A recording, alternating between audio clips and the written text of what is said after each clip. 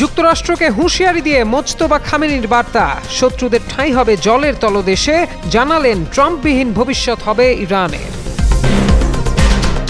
শেষ হয়ে গেছে যুক্তরাষ্ট্র ইরান যুদ্ধ, বিরতির মাধ্যমেই মূলত সংঘাতের অবসান ঘটেছে বলে দাবি ওয়াশিংটনের। ইরানে আবারও হামলার শঙ্কায় বিশ্ববাজারে ফের বাড়ল তেলের দাম, ভাঙল 4 বছরের রেকর্ড, ব্যারেল ছাড়ালো $126। পাকিস্তানে ভারতের মদতপুষ্ট বাহিনীর 13 সন্ত্রাসী নিহত, চলছে অভিযান, বার্তা ইসলামাবাদে। হরমুজ প্রণালীর নাম বদলে হলো ট্রাম্প প্রণালী, ট্রুথ সোশ্যালে শেয়ার করা হয় মানচিত্র, ফের যুদ্ধকে ভয়াবহ করে তুলতে পারে মত বিশ্লেষকদের।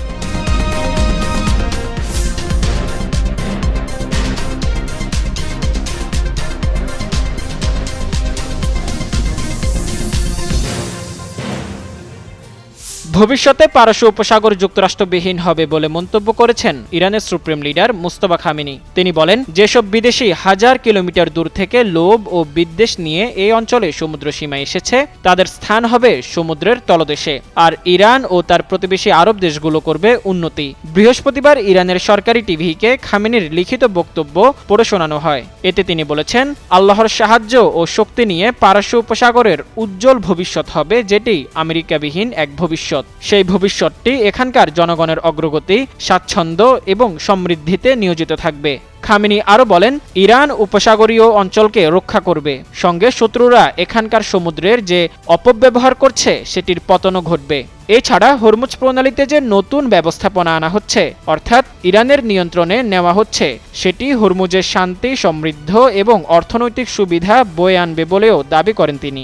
এর আগে 28 ফেব্রুয়ারি দখলদার ইসরায়েল ও যুক্তরাষ্ট্র ইরানের যৌথ হামলা চালায়। ওই হামলায় প্রাণ হারান ইরানের supreme leader Ayatollah Ali Khamenei. এরপর নতুন নেতা হিসেবে নির্বাচিত হন মুস্তফা খামেনি। ইরান যুদ্ধ নিয়ে এখনও উত্তেজনা কমছে না। মার্কিন যুক্তরাষ্ট্রের নানা শর্তের বেড়াজালে আটকে আছে যুদ্ধ বন্ধের প্রস্তাব। এর প্রভাবে বিশ্বব্যাপী জ্বালানি সংকট বেড়ে গেছে অনেক গুণ। এবার ইরান যুদ্ধে নতুন করে সামরিক অভিযানের সম্ভাব্য পরিকল্পনা নিয়ে মার্কিন প্রেসিডেন্ট ডোনাল্ড ট্রাম্পকে ব্রিফিং দেওয়া হবে। এমন খবরে বিশ্ববাজারে জ্বালানি তেলের দাম 4 বছরের মধ্যে সর্বোচ্চ পর্যায়ে পৌঁছেছে। বিবিসি জানায়, বৃহস্পতিবার এক পর্যায়ে অপরিশোধিত জ্বালানি তেল ব্রেন্ট ক্রুড তেলের দাম প্রায় 7% বেড়ে ব্যারেল প্রতি $126 ছাড়িয়ে যায়, যদিও দিনের শেষ ভাগে তা কিছুটা কমে $114 নামে। ইউক্রেন যুদ্ধের পর তেলের দামে এমন ঊর্ধ্বগতি আর দেখা যায়নি। মার্কিন সংবাদ মাধ্যম এক্সিওস জানিয়েছে, ইরানের সঙ্গে আলোচনা স্থবির হয়ে পড়ায় দেশটির ওপর স্বল্পমেয়াদী কিন্তু শক্তিশালী বিমান হামলার একটি পরিকল্পনা তৈরি করেছে মার্কিন সেন্ট্রাল কমান্ড সেন্টকম। এছাড়া কৌশলগত গুরুত্বপূর্ণ হরমুজ প্রণালী পুনরায় সচল করতে সেখানে পদাতিক সেনা পাঠানোর মতো কঠোর পদক্ষেপও ট্রাম্পের বিবেচনায় রয়েছে বলে জানা গেছে। বিশ্বের মোট তেল ও তরলীকৃত প্রাকৃতিক গ্যাসের প্রায় 20% এই হরমুজ প্রণালী দিয়ে পরিবাহিত হয়। যুদ্ধ ও অবরোধের কারণে এই পথটি কার্যত বন্ধ থাকায় বিশ্বজুড়ে জ্বালানির দামে ব্যাপক প্রভাব পড়ছে। বিশ্বের মোট তেল ও তরলীকৃত প্রাকৃতিক গ্যাস এলএনজির প্রায় 20% এই হরমুজ প্রণালী দিয়ে পরিবাহিত হয়। যুদ্ধ ও অবরোধের কারণে এই পথটি কার্যত বন্ধ থাকায় বিশ্বজুড়ে জ্বালানির দামে ব্যাপক প্রভাব পড়ছে। এর সরাসরি প্রভাব পড়ছে সাধারণ গ্রাহকদের ওপর। অর্থনৈতিক বিশ্লেষকরা সতর্ক করেছেন, নতুন করে ইরানে হামলা হলে বৈশ্বিক সরবরাহ ব্যবস্থায় ধস নামতে পারে। শুধু জ্বালানি নয়, খাদ্যপণ্যের দাম ও উড়োজাহাজের ভাড়াও আকাশচুম্বী হওয়ার আশঙ্কা দেখা দিয়েছে। প্রত্যয় দাস, যুগান্তর নিউজ। পাক আফগান সীমান্তে খাইবার পাখতুনখোয়া অঞ্চলে পাকিস্তানি নিরাপত্তা বাহিনীর অভিযানে 13 সন্ত্রাসী নিহত হয়েছে। পাকিস্তানের আন্তঃবাহিনী জনসংযোগ পরিদপ্তর ISPR এ তথ্য জানায়। ISPR এর বিবৃতিতে বলা হয়, মোহাম্মদ জেলায় অনুপ্রবেশের চেষ্টার সময় পরিচালিত অভিযানে 8 জন সন্ত্রাসী নিহত হয়, আর উত্তর ওয়াজিরিস্তান জেলায় সীমান্তে তীব্র গোলাগুলির মধ্যে আরও 5 জন সন্ত্রাসী নিহত হয়। বিবৃতিতে আরও বলা হয়, ফিতনা আল খাওয়ারিজ নামে পরিচিত এসব ভারতের মদতপুষ্ট সন্ত্রাসী পাকিস্তানে ঢোকার চেষ্টা করছিল। মোহাম্মদের ঘটনায় জড়িত দলটিকে আগে ভাগেই শনাক্ত করা হয়, ফলে দ্রুত ব্যবস্থা নেওয়া সম্ভব হয়। এছাড়া ISPR অভিযোগ করেছে, আফগান তালেবান প্রশাসন ভীষণ কার্যকর সীমান্ত ব্যবস্থাপনা নিশ্চিত করতে ব্যর্থ হয়েছে তাদের দাবি আফগান ভূখণ্ড পাকিস্তানের বিরুদ্ধে সন্ত্রাসী কর্মকাণ্ডে ব্যবহৃত হচ্ছে। যুদ্ধবিরতির পরও হরমুজ প্রণালী নিয়ে থেমে নেই ট্রাম্পের উত্তেজনা। যুদ্ধ বন্ধের পরও তেহরান প্রণালীটি এখনও নিয়ন্ত্রণ করে আসছে। প্রণালী দিয়ে চলাচলকারী জাহাজগুলো থেকে এখনও টোল আদায় করছে ইরান। ঠিক এমন অবস্থায় মার্কিন প্রেসিডেন্ট ডোনাল্ড ট্রাম্প বৃহস্পতিবার একটি মানচিত্রের ছবি শেয়ার করেছেন। সেখানে হরমুজ প্রণালীর নাম বদলে স্ট্রেন্ট অব ট্রাম্প লিখেছেন তিনি। ট্রাম্প তার সামাজিক যোগাযোগ মাধ্যম প্ল্যাটফর্ম ট্রুথ সোশ্যালে কোনো ক্যাপশন ছাড়াই ছবিটি পোস্ট করেন। ছবিটি মূলত আই স্ট্যান্ড উইথ ট্রাম্প 47 নামের একটি অ্যাকাউন্ট থেকে শেয়ার করা হয়েছিল, যেখানে জলপথটির আসল নাম পরিবর্তন করে স্ট্রেন্ট অব ট্রাম্প দেখানো হয়। এর আগে এক বক্তৃতায়ও ট্রাম্প স্ট্রেন্ট শব্দটি ব্যবহার করেছিলেন মার্কিন প্রেসিডেন্ট। সেখানে উপস্থিত লোকজন তার কথা শুনে হেসে উঠলে মার্কিন প্রেসিডেন্ট বলেছিলেন, গণমাধ্যম হয়তো প্রথমে এটিকে একটি ভুল বলে মনে করতে পারে, কিন্তু সবাই জানে আমি খুব কমই ভুল করি। আন্তর্জাতিক বিশ্লেষকরা বলছেন ট্রাম্পের এমন পোস্ট এবং পদক্ষেপ মধ্যপ্রাচ্যের যুদ্ধকে আরও ভয়াবহ করে তুলছে। ইরানের বিরুদ্ধে ইসরায়েল যুক্তরাষ্ট্রের যৌথ যুদ্ধ কখন শেষ হবে, এই প্রশ্ন এখন বিশ্ববাসীর। ঠিক এই প্রশ্নটি গত সপ্তাহে করা হয়েছিল ঢাকা বিশ্ববিদ্যালয়ের আন্তর্জাতিক সম্পর্ক বিভাগের চেয়ারম্যান অধ্যাপক ডক্টর আলী আশরাফকে।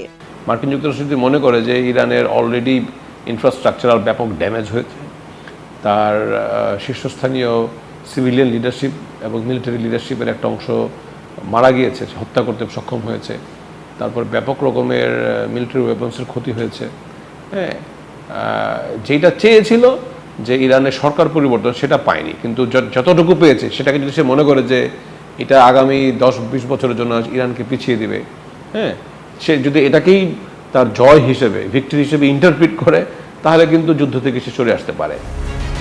যুদ্ধ বন্ধের এবার সেই ইঙ্গিতই মিলেছে মার্কিন পররাষ্ট্রমন্ত্রীর মুখে।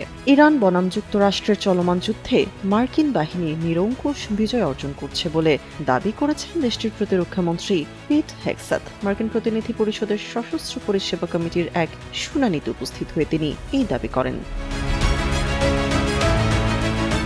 শুনানি চলাকালীন যখন তাকে প্রশ্ন করা হয় যে যুক্তরাষ্ট্র এই যুদ্ধে জিতছে কিনা, হেগসেথ সরাসরি উত্তরে বলেন অবশ্যই। তিনি বর্তমান পরিস্থিতিকে একটি বিস্ময়কর সামরিক সাফল্য হিসেবে অভিহিত করেন। তার মতে মার্কিন সামরিক কৌশল ইরানকে মোকাবেলা করতে পুরোপুরি সফল হচ্ছে। শুনানিতে ইরানের পক্ষ থেকে কৌশলগতভাবে গুরুত্বপূর্ণ হরমুজ প্রণালী বন্ধ করে দেওয়ার ঝুঁকি নিয়েও প্রশ্ন তোলা হয়। এই সংঘাত শুরুর আগে যুক্তরাষ্ট্র এই পরিস্থিতির কথা ভেবেছিল কিনা, এমন প্রশ্নের জবাবে হেগসেথ জানান, প্রতিরক্ষা বিভাগ অত্যন্ত সতর্কতার সঙ্গে এই ঝুঁকির প্রতিটি দিক খতিয়ে দেখেছিল, অর্থাৎ হরমুজ প্রণালী বন্ধের মতো পরিস্থিতি মোকাবেলায় পেন্টাগন আগে থেকেই প্রস্তুত ছিল বলেই ইঙ্গিত দেন তিনি। মার্কিন থিঙ্ক ট্যাঙ্ক হিসেবে খ্যাত centre for strategic and international studies জানিয়েছে যুক্তরাষ্ট্র ইতিমধ্যে তাদের বেশ কিছু গুরুত্বপূর্ণ অস্ত্রের অর্ধেকের বেশি খরচ করে ফেলেছে।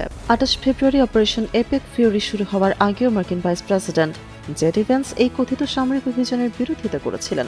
মার্কিন ভাইস প্রেসিডেন্ট ভেন্স বলেছিলেন, এই যুদ্ধ একটি ভুল সিদ্ধান্ত যা ব্যাপক প্রাণহানি এবং আঞ্চলিক বিশৃঙ্খলা সৃষ্টি করবে। তার মতে বিদেশের যুদ্ধে সম্পদ নষ্ট না করে যুক্তরাষ্ট্রের উচিত দেশের ভেতরে মনোযোগ দেওয়া। মার্কিন সংবাদ মাধ্যম দ্য আটলান্টিক এর এক প্রতিবেদনে বলা হয়েছে, মার্কিন ভাইস প্রেসিডেন্ট ভেন্স প্রেসিডেন্ট ট্রাম্পের সঙ্গে আলোচনায় তিনি নির্দিষ্ট কিছু ক্ষেপণাস্ত্র ব্যবস্থার ঘাটতি নিয়ে উদ্বেগ প্রকাশ করেছেন। তার আশঙ্কা, অস্ত্রের এই ঘাটতি ভবিষ্যতে চীন, উত্তর কোরিয়া বা রাশিয়ার সঙ্গে সম্ভাব্য সংঘাতের ক্ষেত্রে বিপদ ডেকে আনতে পারে। এসব দিক বিবেচনা করে যুক্তরাষ্ট্র দ্রুতই ইরান যুদ্ধ ইতি টানতে পারে বলে মত দিয়েছেন আন্তর্জাতিক বিশ্লেষকরা। তামান্না তাবাসসুম, যুগান্তর নিউজ। ভারতে শেখ হাসিনা পালিয়ে যাওয়ার পর থেকে দেশটির সঙ্গে বাংলাদেশের শীতল সম্পর্ক বইছে। ডক্টর ইউনূসের নেতৃত্বাধীন অন্তর্বর্তী সরকার ক্ষমতায় থাকাকালীন বিভিন্ন ইস্যুতে ভারতের মুখোমুখি অবস্থানে ছিল বাংলাদেশ। বিভিন্ন ইস্যুতে একাধিকবার ভারতীয় হাইকমিশনারকে তলবের ঘটনা ঘটেছে। এবার বিএনপি সরকার ক্ষমতায় আসার পর প্রথমবারের মতো ভারতীয় হাইকমিশনারকে তলব করেছে বাংলাদেশ। বাংলাদেশ নিয়ে আসামের মুখ্যমন্ত্রী হিমন্ত বিশ্ব শর্মার সাম্প্রতিক কিছু মন্তব্যের তীব্র প্রতিবাদ জানিয়েছে সরকার। ঢাকায় ভারতের ভারপ্রাপ্ত হাই কমিশনার পাওয়ান বরেকে বৃহস্পতিবার বিকেলে পররাষ্ট্র মন্ত্রণালয়ে তলব করে এ বিষয়ে একটি প্রতিবাদপত্র তুলে দেওয়া হয়েছে। পররাষ্ট্র মন্ত্রণালয়ের এক জ্যেষ্ঠ কর্মকর্তার বরাত দিয়ে এ তথ্য জানিয়েছে দৈনিক প্রথম আলো। প্রতিবেদনে বলা হয়, পররাষ্ট্র মন্ত্রণালয়ের মহাপরিচালক ইশরাত জাহানের দপ্তরে বৃহস্পতিবার বিকেল 5টার পর ভারতীয় দূতকে ডেকে নিয়ে এ আনুষ্ঠানিক প্রতিবাদ জানানো হয়। জানা গেছে, এ মাসের মাঝামাঝি এবিপি লাইভে দেয়া হিমন্ত বিশ্ব শর্মার একটি সাক্ষাৎকার সরকারের নজরে আসে। ওই সাক্ষাৎকারে তিনি বাংলাদেশ ভারত সম্পর্কের বিষয়ে অবমাননাকর ও বিভ্রান্তিকর মন্তব্য করেন। বিশেষ করে কথিত পুশব্যাক বা অবৈধ অনুপ্রবেশকারী ফেরত পাঠানোর বিষয়ে তার দাবিকে পুরোপুরি প্রত্যাখ্যান করেছে ঢাকা। ভারতের ভারপ্রাপ্ত হাইকমিশনারকে ডেকে নিয়ে পররাষ্ট্র মন্ত্রণালয় স্পষ্টভাবে বলেছে, এ ধরনের স্পর্শকাতর দ্বিপক্ষীয় ইস্যুতে কোনো ধরনের তথ্য প্রমাণহীন বক্তব্য জনসমক্ষে দেয়া দুই প্রতিবেশী দেশের সম্পর্কের জন্য সহায়ক নয়। যে কোনো অমীমাংসিত বিষয় আন্তর্জাতিক নিয়ম ও বিদ্যমান দ্বিপক্ষীয় কাঠামোর মাধ্যমেই সমাধান করা উচিত। ভবিষ্যতে দুই দেশের সম্পর্ককে প্রভাবিত করতে পারে এমন মন্তব্য থেকে ভারতীয় রাজনৈতিক নেতাদের বিরত থাকারও আহ্বান জানানো হয়। প্রত্যয় দাস, যুগান্তর নিউজ।